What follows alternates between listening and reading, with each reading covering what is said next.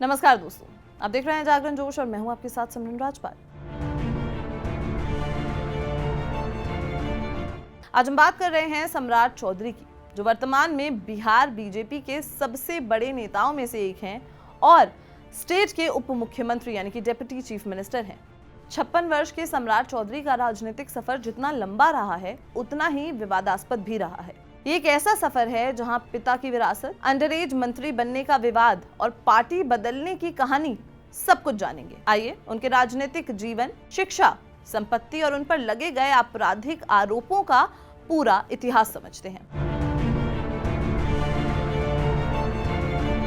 सम्राट Chaudhary BJP party से तारापुर, मुंगेर निर्वाचन क्षेत्र का प्रतिनिधित्व कर रहे हैं और वो वर्तमान में एमएलसी के रूप में अपनी दूसरी पारी निभा रहे हैं।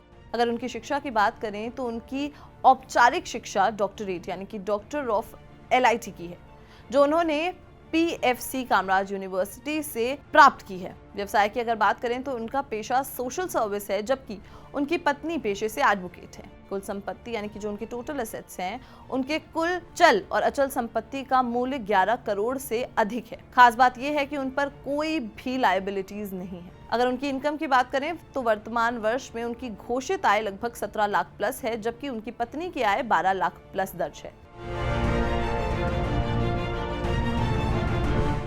सम्राट चौधरी को राजनीति विरासत में मिली है।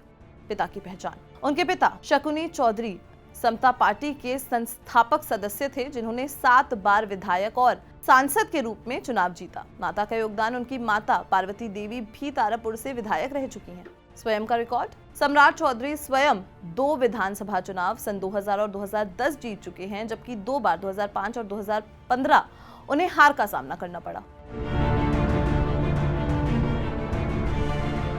सम्राट चौधरी का राजनीतिक करियर पार्टी बदलने के कई पड़ावों से गुजरा है। शुरुआत आरजेडी से की। वो मूल रूप से आरजेडी में थे, बाद में वो जेडीयू में शामिल हुए, अंततः वो बीजेपी में शामिल हो गए हैं। उन्होंने अलग अलग सरकारों में मंत्री के रूप में अपना कार्य किया है, जिसमें राबड़ी देवी 1999, जितन राम मांझी 2014 और वर्तमान में नीतीश कुमार के उप मुख्यमंत्री जनवरी 2024 से उसके रूप में शामिल हैं। सम्राट चौधरी के करियर का सबसे बड़ा विवाद तब आया जब वो राबड़ी देवी की आरजेडी सरकार में मंत्री थे। 1999 में जब उन्हें मंत्री पद की शपथ दिलाई गई थी, तब वो राज्य विधानसभा या विधान परिषद के सदस्य नहीं थे। उस समय बीजेपी के नेता और विपक्ष के नेता सुशील कुमार मोदी ने उन पर निशाना साधा और आरोप लगाया कि मंत्री बनने के समय वो अंडरएज यानी कि कम उम्र के थे। नवंबर 1999 में जब वो 31 साल के होने वाले थे, तत्कालीन राज्यपाल सूरजभान ने जाली दस्तावेजों का आरोप पर उनकी बर्खास्तगी का आदेश दिया। लालू प्रसाद के कहने पर उन्होंने इस्तीफा दे दिया था। सम्राट चौधरी पर कुल 2 आपराधिक मामले पेंडिंग है। हाल ही में जनसूरज के संस्थापक प्रशांत किशोर ने उन पर 1995 के एक हत्या के मामले में शामिल होने का गंभीर आरोप लगाया। किशोर ने आरोप लगाया कि सम्राट चौधरी ने 1995 में खुद को नाबालिग यानी कि माइनर बताकर जेल से रिहा पा ली थी, जबकि उनके 2020 के चुनावी हलफनामे से पता चलता है कि उस समय उनकी उम्र 26 साल थी। उन पर लगे आरोपों में खतरनाक हथियारों से जानबूझकर चोट पहुंचाना आईपीसी 324, दंगा करना आईपीसी 147, लोक सेवा को ड्यूटी करने से रोकना और चुनावी धोखाधड़ी शामिल है। सम्राट चौधरी वर्तमान में बीजेपी के भीतर एक कद्दावर नेता के रूप में उभरे हैं।